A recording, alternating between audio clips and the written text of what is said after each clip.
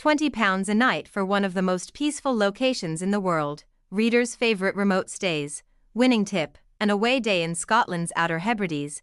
I'd recommend visiting the Outer Hebrides island of Berneray for an experience of true remoteness. Here you can walk across the rare grassland called the Machair to the white, 3-mile-long West Beach, which looks out into the North Atlantic, and marvel at the immense space and color of the sea. We stayed at a Gatliff Hebridean hostel, which consists of 2 converted crofts where for about £20 a night for a bunk you will be staying in probably one of the most peaceful locations in the world. Berneray is between North Uist and Harris, Nick Fernie. Ancient and modern digs in the highlands, perched above the sea in remote Ahiltibui, the Brochs of Coigach are 2 stunning stone dwellings that blend ancient design with modern luxury. With panoramic views of the Summer Isles, red deer grazing nearby and sea eagles overhead, it's a true escape into the wild. Visit in autumn for fiery sunsets, crisp air, and a chance to see the northern lights. The midges are gone, the beach below is perfect for evening walks, and the silence is unforgettable. Dean. Greek island without the crowds. Astapalea has the same pretty, whitewashed houses you see on famous Greek islands, but it's far less busy.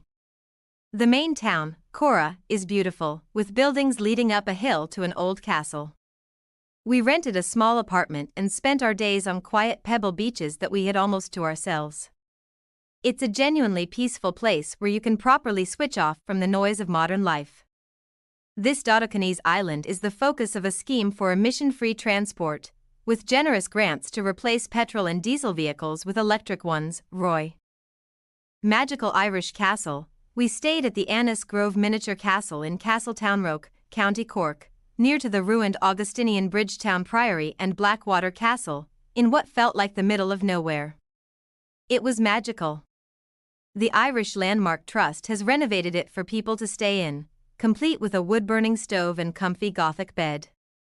I found there to be nothing like having a whiskey by the fire surrounded by beautiful nature, and being able to say you spent a weekend in a castle. How cool is that? Latte.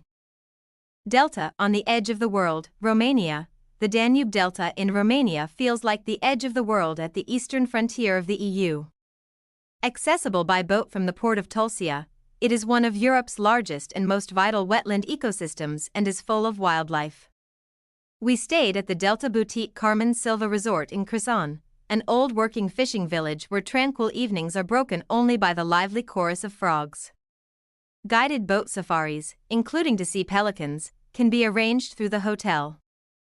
Shrouded in fog and empty space in the Faroe Islands, some years ago, having read Girl, interrupted author Susanna Kayson's bleakly beautiful account of an anthropologist's stay in the Faroe Islands, far afield, I took myself to what is now the Hotel Juruis on the edge of the capital, Tórshavn, to experience the archipelago for myself.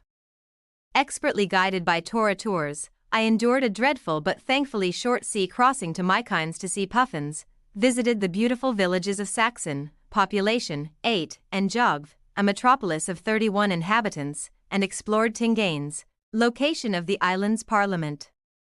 It was the most wonderful, wild, and remote August week, shrouded in fog and empty space. Abigail.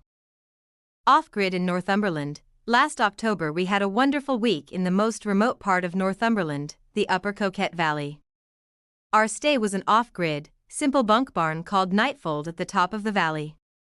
We spent a week living like woodland creatures in autumn, eating heartily, keeping ourselves warm, thanks to the wood-burning stove, and sleeping. In the daytime, we did long walks where we didn't see a single other person, only sheep, deer, birds, and squirrels. At night there were endless stars, the Milky Way, and reading by candlelight. Bliss, Ben. Free camping in Portugal's mountains. The sleepy villages of continental Portugal's highest mountain range, the Serra da Estrela, are a world away from the coastal honeypots of Lisbon and Porto. In Vila Cova a Coelheira there is a free campsite on the banks of the Alva River, reached via an old Roman bridge that you can swim under, or jump in from if you're feeling brave. Even better, there is a bar at the river beach that serves excellent pica-pau, pork braised in wine, with onions and pickles. During my stay there I never encountered more than 1 or 2 others camping. David. Croatia's Mulje Island is not for the jet set, away from Dubrovnik's cruise ship crowds, Mlje Island feels like another world, pine forests dipping into turquoise bays, an ancient monastery on a tiny islet in the middle of a saltwater lake, and hardly a sound beyond cicadas and the wind. I stayed in a simple family-run cottage just outside the national park gates, where evenings meant grilled fish on the terrace and nights under skies thick with stars. Days were spent kayaking across mirror-still water and walking through pine-scented trails where I rarely met another soul. It felt like stepping into a slower rhythm of life, a corner of Europe the 21st century has politely passed by. Mark Adamson.